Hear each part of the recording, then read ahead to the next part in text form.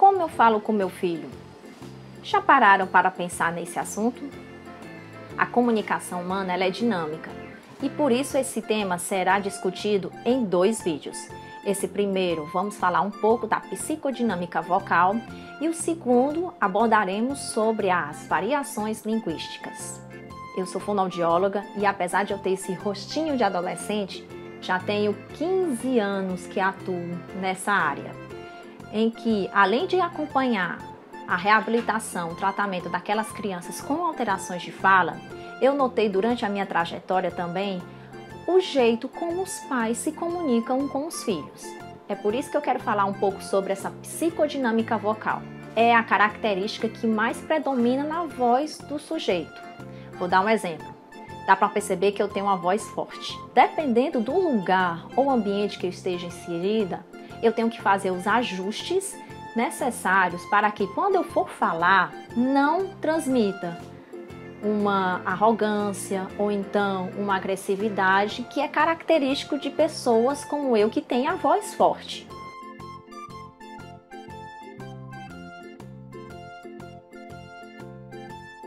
Já prestaram atenção que quando a gente está diante de uma criança, principalmente o bebê, a nossa tendência é mudar a voz? A gente começa a falar mais agudo, prolonga as vogais, até às vezes fala no diminutivo, né? Vou dar um exemplo. Ô, coisa linda da mamãe, cadê o papai? Eu quero o beijo. E o pé? Onde é que tá o pé? Aqui eu tô falando de um jeito generalizado, né? Porque cada pessoa tem um jeito de se expressar com o seu filho. Mas a tendência é que a gente deixe a voz mais aguda. Isso é conhecido como manhês. E tem algum problema, Adriana, da gente expressar assim com o nosso filho?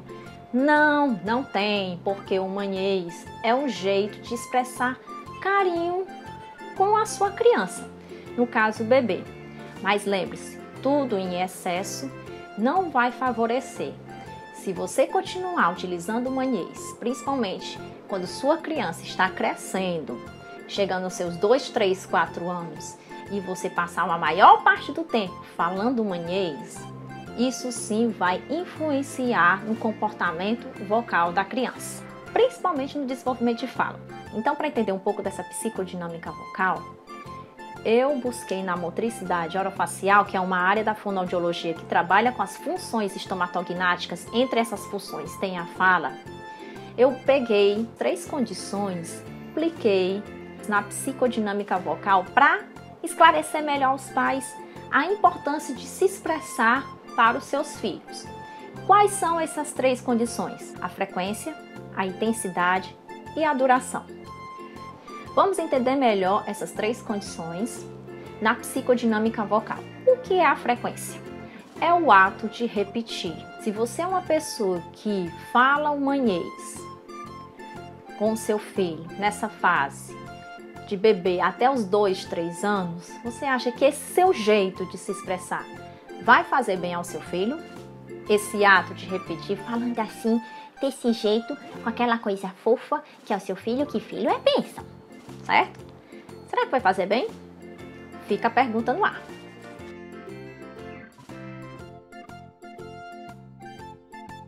Sobre a intensidade, que é o quê?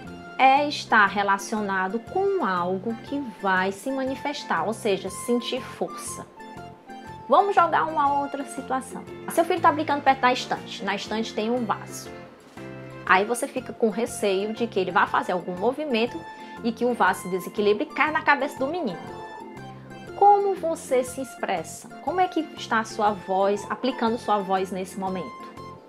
Você fala assim para seu filho: meu filho, por favor, saia daí. Ou, meu filho, sai daí.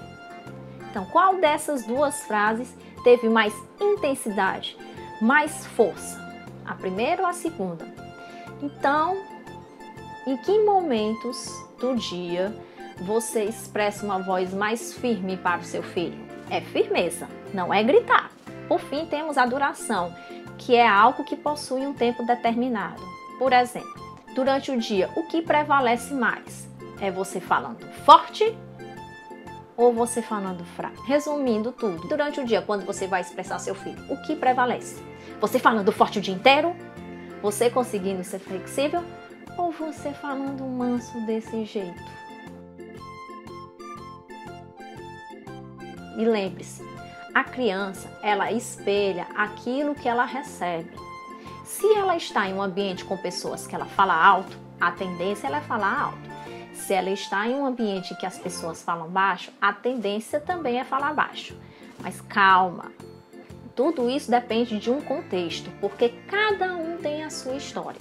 E sempre busque orientação profissional caso você esteja sentindo alguma inquietação ou ficou na dúvida de como deve se expressar com seu filho. Espero ter ajudado vocês.